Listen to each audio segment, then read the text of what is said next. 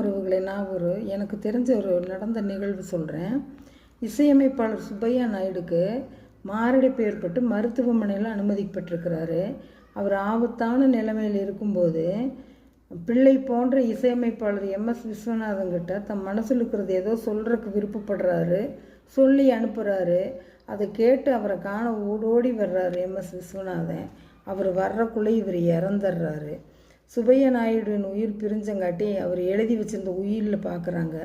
அதில் எனக்கு குழந்தைகள் இல்லை, விஸ்வநாதன் என் பிள்ளையாக இருந்தவரா, ஆகவே நான் இறந்துட்டான், அவன் தான் எனக்கு கொல்லி வச்சு இறுதி சடங்கு செய்யணும்னு எழுதியிருந்தாராம்மா உயிரில். அது சொல்லத்தான் வர சொல்லியிருக்கிறாரு.